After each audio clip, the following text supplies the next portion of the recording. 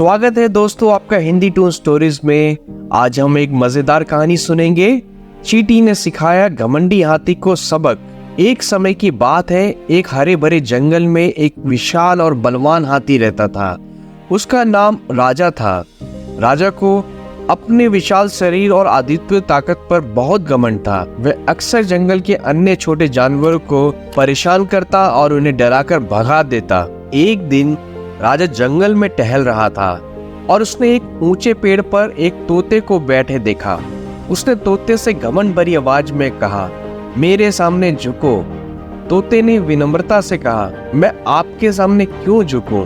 हम सब इस जंगल में एक समान हैं। राजा को तोते का यह उत्तर सहन नहीं हुआ और उसने गुस्से में आकर उस पेड़ को उखाड़ फेंका। तोता तो तुरंत उड़ गया, लेकिन राजा उसकी उड़ान देखकर जोर जोर से हंसने लगा। कुछ दिनों बाद राजा नदी के किनारे पानी पीने गया।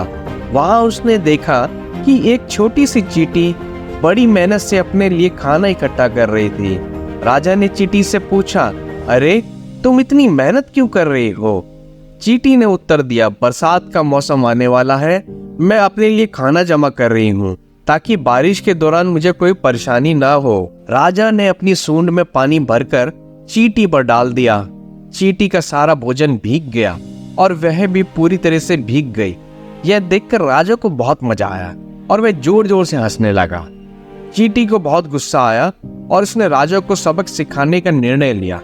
कुछ दिनों बाद जब राजा हरी घास पर भोजन करके सो रहा था, तब चींटी ने मौका देखा और उसकी सूंड में घुस गई। चींटी ने राजा की सूंड के अंदर काटना शुरू कर दिया।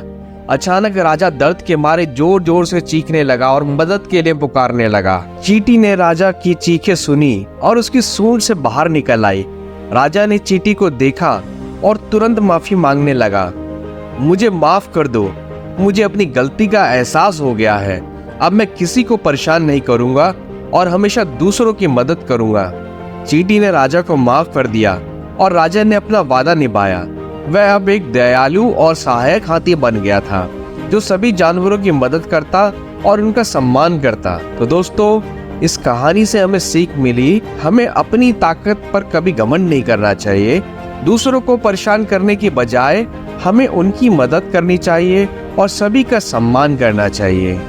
तो दोस्तों, हम आशा करते हैं कि आपको आज की हमारी ये कहानी पसंद आई होगी। आप हमें कमेंट सेक्शन में जरूर बताएं और हमारे चैनल हिंदी टून स्टोरीज को लाइक करें, सब्सक्राइब करें और शेयर करें, ताकि आप आने वाली हमारी सारी नई कहानियां सुन सके। हम आपसे मिलते हैं नई कहानी के साथ। तब तक के लिए धन्यवाद।